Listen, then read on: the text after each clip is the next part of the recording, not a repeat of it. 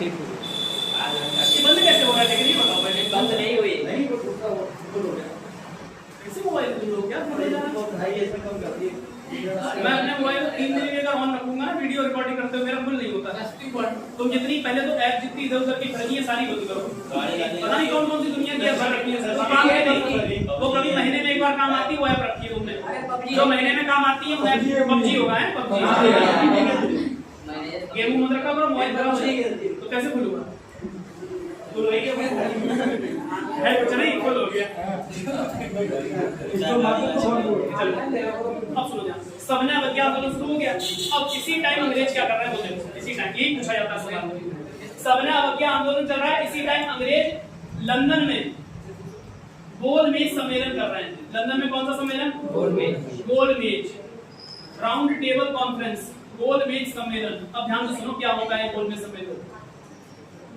एक सम्मेलन किया गया जिसमें कैसी मेज रखी गई? गोल, और इसके चारों तरफ कुर्सियां, और यहीं पर लोग बैठेंगे। अब आप बताओ क्या इस गोलमेज सम्मेलन में आप बता सकते हो अध्यक्ष कौन है? नहीं, क्योंकि गोलमेज में कोई अध्यक्ष नहीं होता, सबको बराबर का दर्जा दिया जाता है, इसीलिए सम्मेलन को गोलमेज सम्मेलन कहते हैं। ठीक, तो ऐसा समझना ना क्या गोल है? गोलमेज है, इसीलिए नाम गोलमेज है। लोगों को ये पता ही नहीं होता, वो रट लिया कि हाँ गोलमेज सम्मेलन हुआ। गोलमेज सम्मेलन का मतलब बराबरी का। अब जैसे योगी जी मीटिंग करते हैं, योगी जी गोलमेज सम्मेलन करते हैं? नहीं, योगी जी वो लंबा वाला ऐसे आयताकार में, ठीक आयताकार में लगाते हैं। अब खुद योगी जी यहाँ बैठते हैं बढ़िया एकदम भगवा तौलिया डाल के कुर्सी पे, और बाकी अपने सब सिपह सलार कहाँ बैठाते हैं? यहाँ पे। अब बताओ जब मीटिंग होगी तो ये तो बेचारे अपने आप छोटा महसूस करेंगे, क्योंकि अध्यक्ष कौन बैठा है यहाँ? मुख्यमंत्री। तो इसीलिए होता ही है ताकि तुम्हें डर लगे कि हाँ बीच में कोई बैठा है मीटिंग ले रहा है। गोलमेज में कोई डर नहीं, क्योंकि जहाँ से शुरू कर लो वही अध्यक्ष है। अब यहाँ पे कहाँ से कहोगे? लेकिन यहाँ पे तो भाई कहाँ से, यहाँ पे शुरू कर दोगे क्या? यहाँ पे तो सीधा साफ साफ दिख रहा है योगी जी। यहाँ पे आप देखते हो अधिकारी बैठे रहते हैं। तो हाँ, तो गोलमेज सम्मेलन नाम क्यों पड़ा समझ गए? जिसमें कोई अध्यक्ष नहीं होता है, एक खाली बस एक व्यक्ति संचालक होता है। संचालक समझ रहे हो? तो कहेगा हाँ अब आप बोलिए, अब आप बोलिए, ऐसे करके बातें करता है। ठीक, गोलमेज सम्मेलन। अब इस गोलमेज सम्मेलन को अंग्रेजों ने कहाँ लगाया था? लंदन में। और ये गोलमेज सम्मेलन क्यों हो रहा था? साइमन कमीशन की रिपोर्ट पर चर्चा करने के लिए। कौन सी रिपोर्ट पर? और साइमन कमीशन ने अपनी रिपोर्ट कब बना के दी थी? 1928 में। 1928 में जब साइमन कमीशन ने अपनी रिपोर्ट दे दी, उसके बाद 1930 में इन्होंने क्या शुरू कर दिया? गोलमेज सम्मेलन। और कितने गोलमेज सम्मेलन हुए? 3 क्रम है, 30, 31, 32। पहला कब हुआ? 1930, दूसरा 1931 और तीसरा 1932। अब आप से बताओ पहला गोलमेज सम्मेलन कब हुआ? 1930। दूसरा कब हुआ? 31। तीसरा कब हुआ? 32। और आपसे सवाल क्या पूछेगा वो देखो। सवाल ये पूछेगा निम्नलिखित में से कांग्रेस ने कौन से गोलमेज सम्मेलन में हिस्सा लिया? तो ध्यान रखें, पहले बात ध्यान रखिए, क्या 30 में हिस्सा लेगी कांग्रेस? कांग्रेस को उधर कीजिए तो कांग्रेस हिस्सा नहीं लेगी। पहले वाले में कांग्रेस ने हिस्सा नहीं लिया। अब दूसरे वाले के समय, अब पहला वाला जो हिस्सा नहीं लिया कांग्रेस ने, अधिवेशन असफल हो गया, क्योंकि कांग्रेस ही नहीं है तो भारत की बहुत बड़ी जनता की प्रतिनिधि आई नहीं है तो कैसे सफल हो जाएगा? डॉक्टर अंबेडकर गए थे यहाँ। डॉक्टर अंबेडकर ऐसे व्यक्ति हैं जिन्होंने तीनों गोलमेज सम्मेलन में हिस्सा लिया। इसके अलावा और भी लोग हैं, जैसे तेज बहादुर सप्रू ने भी तीनों में लिया, लेकिन सवाल किस पे पूछा जाता है? डॉक्टर अंबेडकर पे। ठीक, तो पहले अधिवेशन में कांग्रेस ने हिस्सा लिया नहीं, कांग्रेस इधर बिजी है। अब कांग्रेस को मनाने के लिए एक व्यक्ति आया जिसका नाम था लॉर्ड इरविन। गांधी जी नाम। अब गांधी जी को मनाने के लिए एक व्यक्ति है, नाम है लॉर्ड इरविन। क्या नाम है? इसको मिटा दो, लॉर्ड इरविन। अब इरविन ने गांधी को मनाने का बहुत प्रयास किया कि गांधी जी मान जाओ, आंदोलन छोड़ो, लंदन चलो। वहां पे बढ़िया खाना वाना भी बन रहा है, पार्टी भी हो रही है और मीटिंग भी चल रही है, अपनी सारी बातें वहां मनवा लेना। गांधी जी बोले ठीक, गांधी जी कहा ठीक है विचार करते हैं। और गांधी जी ने 5 मार्च 1931 को, तारीख याद रखना, डायरेक्ट सवाल पूछा जाएगा, इरविन के साथ एक समझौता किया। तो समझौते में क्या किया? ठीक है आंदोलन हम बीच में रोक रहे हैं और कहाँ जाएंगे? लंदन। ठीक, कौन सा समझौता कहते हैं इसको? गांधी इरविन समझौता। गांधी इरविन समझौता। और इसी को दिल्ली समझौते के नाम से भी जाना जाता है, क्योंकि समझौता कहाँ हुआ था? दिल्ली में। और फिर क्या लिखोगे? अरे भाई तुम फोन क्यों कर रहे हो? पीछे बोलना था जो वहां चोरी चोरा कांड की डेट हुआ करती थी 5 फरवरी, ध्यान रखना, हुआ करती थी, लेकिन भारत सरकार ने उसको बदलकर 4 फरवरी कर दिया। आज आप गृह मंत्रालय की वेबसाइट खोलें और चोरी चोरा कांड देखेंगे तो क्या दिखाएगा? 4। जबकि पहले जैसे हम लोग जब पढ़ते थे, हम लोगों ने जब क्वेश्चन के आंसर लगाया तो 5 ही लगाया, 5 फरवरी। उस समय क्योंकि डेट क्या थी भारत सरकार की वेबसाइट पे 5 फरवरी, लेकिन अभी इस सरकार ने डेट को चेंज करके 4 फरवरी किया, तो हम भी अपडेट हो गए। क्या हो गया 4। अब चोरी चोरा कांड जब भी आएगा क्या लगाओगे 4 फरवरी। अब 5 फरवरी लगाओगे तो गलत हो जाएगा, तो अब लगानी है आपको 4 फरवरी। और ये 2-3 एग्जाम में पूछा भी जा चुका है रिसेंट में, और कई लोग 5 फरवरी पुरानी वाली लगा के आए हैं, गलत हो गए। चलो, तो गांधी जी समझौता कब हुआ 5 मार्च 1931। इसे दिल्ली समझौते के नाम से भी जाना जाता है। अगली बात क्या करनी, इसी के बारे में एक महिला है सरोजिनी नायडू, अच्छे से पता आपको उनके बारे में। ठीक, भारत की पहली महिला राज्यपाल भी रही थी और भारत की कोकिला यानी नाइटिंगेल ऑफ इंडिया के नाम से भी उन्हीं को जाना जाता है। ठीक, सरोजिनी नायडू। तो देखो, सरोजिनी नायडू ने इस समझौते को कहा था दो महात्माओं का मिलन।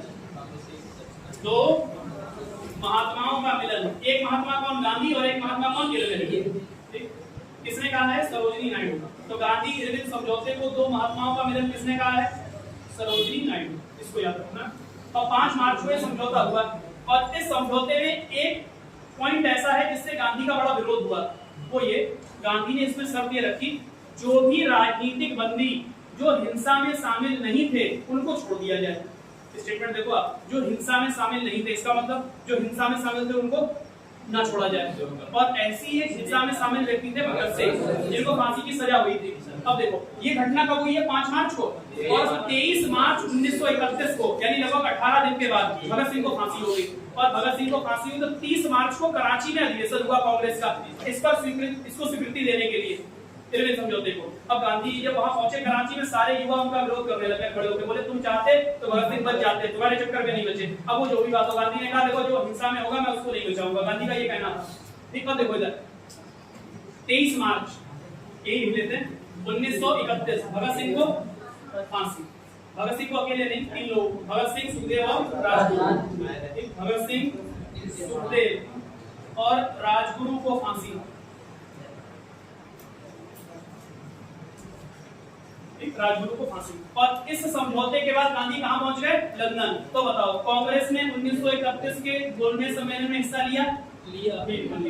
और गांधी जी वहां पहुंचे कांग्रेस के अकेले प्रतिनिधि के रूप में। कांग्रेस का पूरा डेलीगेशन नहीं गया था, कांग्रेस से सिर्फ कौन गया, गांधी। कांग्रेस का प्रतिनिधि कौन बन के गया, केवल गांधी, और कोई नहीं। अब गांधी वहां पहुंचे, अधिवेशन में बोले, लेकिन कई बार उनकी बातों को काट दिया गया डॉक्टर अम्बेडकर के द्वारा और मदन मोहन मालवीय द्वारा। ठीक, क्योंकि उस समय मदन मोहन मालवीय हिंदू महासभा के सदस्य हो चुके थे। ठीक है, तो कई बार बातें काटी, गांधी को अपनी बेइज्जती फील हुई कि ये लोग पहले मेरे बारे में बोलते नहीं थे, इतना बोल रहे हैं। तो गांधी जी गुस्से में वापस चले आए। ठीक, तो 1932 के अधिवेशन में हिस्सा लेंगे क्या, नहीं। तो बताओ, कांग्रेस ने कौन से एकमात्र गोलमेज सम्मेलन में हिस्सा लिया, केवल 1931। किस व्यक्ति ने गोलमेज, तीनों गोलमेज सम्मेलन में हिस्सा लिया, अम्बेडकर। इनका नाम तो रट लो बिल्कुल। कई लोग थे जिन्होंने तीनों में हिस्सा लिया, लेकिन एक ही नाम पूछा जाता है बार बार, इसलिए पूछा जाता है क्योंकि गांधी ने केवल एक में लिया। और गांधी के उस समय विरोधी माने जाते थे डॉक्टर अम्बेडकर। गांधी और अम्बेडकर के विचार बिल्कुल अलग अलग थे। जैसे एक मैं आपको उदाहरण दूं, गांधी जी चाहते थे कि ग्राम पंचायतों की स्थापना हो, यानी शासन कहां से चले, गांव से। डॉक्टर अम्बेडकर चाहते थे शासन गांव से नहीं, शासन केंद्र से चले, केवल केंद्र सरकार से। क्यों, अम्बेडकर का मानना था अगर गांव से शासन चलेगा तो फिर से हमारा जो समाज है फिर से वैदिक समाज बन जाएगा, और वैदिक समाज में फिर से जो निम्न जाति के कहे जाने वाले व्यक्ति उनका शोषण होगा। फिर से कौन करेगा शोषण, जो उच्च वर्ण के लोग हैं। इसीलिए अम्बेडकर इसके बिल्कुल विरुद्ध थे। और गांधी कहते थे नहीं, गांव के लोग अगर शासन करेंगे तो अपने सुख दुख को जानते हैं, वो अपने हिसाब से चीजों को बना लेंगे। अब दोनों अपनी अपनी जगह पे सही थे, दोनों के अपने अपने तर्क हैं, लेकिन आप जान लो दोनों एक दूसरे के कैसे हैं, विरोधी। ठीक, अब सुनो अगला, ये क्लियर ना। डॉक्टर अम्बेडकर ने तीनों गोलमेज सम्मेलन में हिस्सा लिया, जबकि कांग्रेस ने केवल दूसरे गोलमेज सम्मेलन में हिस्सा लिया 1931 वाले में। और कांग्रेस का प्रतिनिधि कौन, महात्मा गांधी। सफलता मिली कोई नहीं, सफलता नहीं मिली, आके फिर से आंदोलन चालू कर दिया। अब कौन पूछ रहा है, एक बार हो गया तो हो गया, दोबारा आंदोलन बंद करके चालू करोगे ना, कोई नहीं आता साथ में। एक बार चल रहा है तो चलने दो।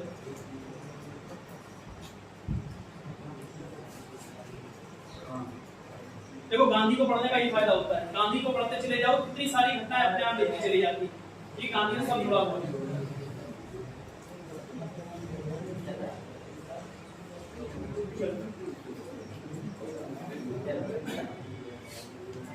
अगला देखिए,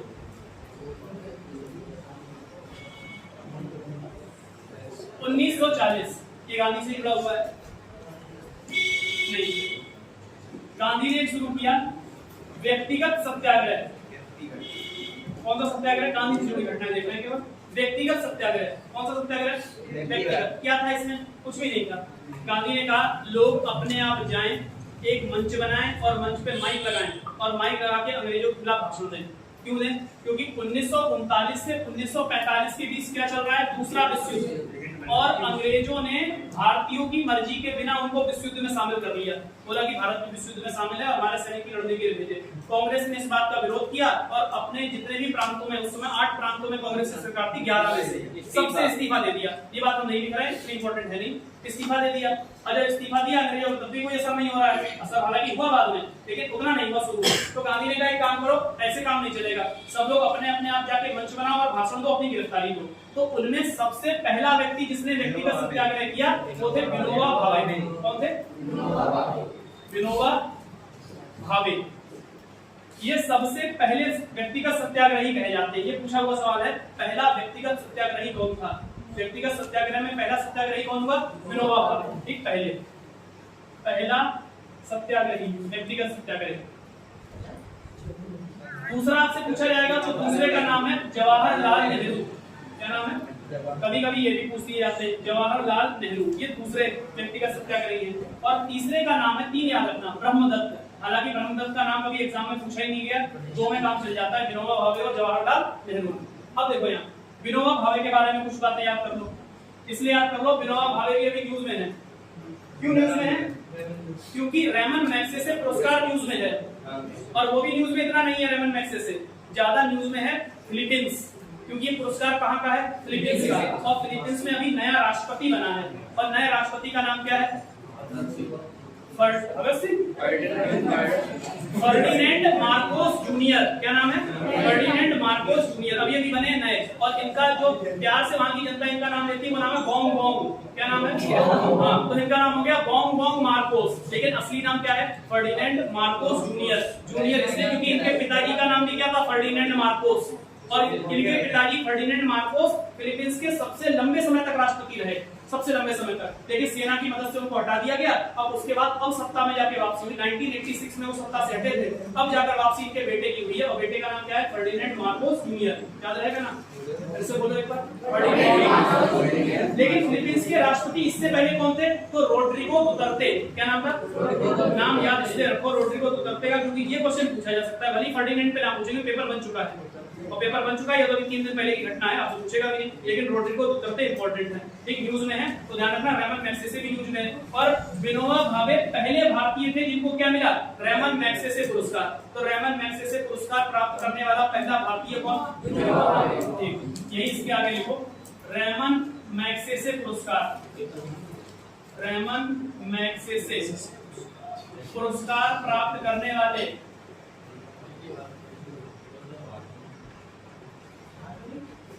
पहले भारतीय, और इनको ये पुरस्कार मिला था सन 1958 में। और मजे की बात यह है, 1958 में ही रेमन मैग्सेसे पुरस्कार शुरू किया गया था। ठीक, और शुरू में ये 5 लोगों को दिया गया 1958 में। उन 5 लोगों में एक व्यक्ति ये भी है भारत से, विनोबा भावे। तो पहला भारतीय कौन हो गया? विनोबा भावे। अब इसके अलावा भारत में कई लोगों को मिल चुका है, तो कौन कौन को मिल चुका भारत के अंदर? देखो, एक तो विनोबा भावे हो गए, दूसरा जयप्रकाश नारायण को मिल चुका है। किसको? जयप्रकाश नारायण को। इसके अलावा किसको मिल चुका है? टी.एन. शेषन को। टी.एन. शेषन कौन थे? कोई बताएगा?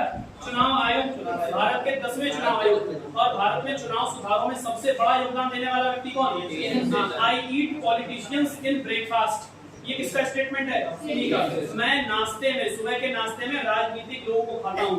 आईएएस ऑफिसर था ये, और चुनाव आयुक्त जब बना पहलगा काट के रख दिया पूरे भारत में। क्यों? पहले भारत में इलेक्शन भारत सरकार के कहने पे हुआ करते थे, जबकि संविधान ने कौन सी संस्था बनाई है? चुनाव आयोग। उसी को सुन ही नहीं रहा है 1996 तक, जब तक ये नहीं बने तब तक। जब इनके पास गृह मंत्रालय से नोटिस आया कि हाँ हम इलेक्शन कराने के लिए तैयार हैं, इलेक्शन करवाओ, इन्होंने जवाब उल्टा लिख के भेजा, बोले तुम कौन इलेक्शन कराने वाले? इलेक्शन चुनाव आयोग कराता है, ना कि सरकार। और उस सरकार को हटा दिया। आप सोचो, गृह मंत्रालय को हटा दे रहा है, कोई कम बात है? उनको पता मेरा संवैधानिक पद हटाओ कैसे? मुझको पार्लियामेंट से हटाना पड़ेगा ना, विशेष बहुमत से, ऐसे हटेंगे नहीं वो। इनको अपनी पावर का इन्होंने असली इस्तेमाल किया, और उसके बाद इन्होंने वोटर आईडी कार्ड बनवाए। यानी 1996 के इलेक्शन से पहले वोटर आईडी कार्ड होते नहीं थे, जो चाहे वोट डाल के चला है, फर्जी वोटिंग। ऐसी बोगस वोटिंग होती थी, ऐसी वोटिंग होती थी। और वोटर आईडी कार्ड सबसे पहले किसने बनवाई? इन्हीं ने। तो चुनाव सुधार में इनका बहुत बड़ा योगदान है और उन्हीं चुनाव सुधार के कारण इनको क्या दिया गया? रेमन मैग्सेसे पुरस्कार 1996 में, 1996 में, इनको 1965 में। हालांकि सन याद ना रखो तो कोई दिक्कत वाली बात नहीं। चौथा व्यक्ति जिसको दिया गया भारत के अंदर, उनका नाम है अरविंद केजरीवाल। हाँ, 2006 में, आज नहीं 2006 में। आपको लग रहा होगा अरविंद केजरीवाल ऐसी फटी आप ये नहीं, उससे पहले वो रेमन मैग्सेसे पुरस्कार ले चुका है। उभरते राजनेता के रूप में। देखो ये पुरस्कार पत्रकारिता के क्षेत्र में मिलता है, मतलब आप समाज के लिए जो व्यक्ति अच्छा कर रहा है जिस भी फील्ड में, उनको मिलता है। इसका कोई एक फिक्स फील्ड नहीं है। अब ये सब देखो ना, सब अलग अलग लोग को हैं। अरविंद केजरीवाल, इनको मिला सन 2006 में। इसके बाद अगला लिखिए सोनम वांगचुक। सोनम वांगचुक, आपने 3 इडियट्स मूवी देखी है? उसमें आमिर खान ने रोल किया फुंगसुक वांगडू का। वो फुंगसुक वांगडू वास्तविक नाम क्या है? सोनम वांगचुक। उसने इसका रोल किया है। इनका आज भी लद्दाख में स्कूल है और इन्होंने मिलिट्री के लिए टेंट तैयार किया है जिसमें लद्दाख जैसी जगह पे भी टेम्परेचर बहुत हाई रहेगा। इसमें सैनिक क्या हो सकते हैं? आराम से उस टेंट के अंदर रह सकते हैं। बड़े स्टाइल से बना के तैयार किया। इंजीनियर है ये, ठीक है? वही इंजीनियर जिनकी तालाब जापान कर रहा था, मूवी में भी आपने देखा। ठीक, सोनम वांगचुक 2018 में। ठीक, और इसके बाद छठा लिखिए रवीश कुमार। ये तो आपको पता ही है सबको, 2019 में। ठीक, एनडीटीवी के पत्रकार हैं रवीश कुमार, सरकार को बहुत भड़काते हैं। ठीक है, रवीश कुमार, इन लोगों को मिल रहा है। तो थोड़े करंट क्वेश्चन भी हो रहा है और ये वाला हिस्ट्री का पार्ट भी पड़ गया। एक अंतिम बात गांधी के बारे में बोली थी, फिर गांधी खत्म, अगले क्वेश्चन में हम पढ़ा जाएंगे। गांधी ने हमारे कई सारे क्वेश्चन में पढ़वा दिए, ठीक है? बहुत सब इंपॉर्टेंट है।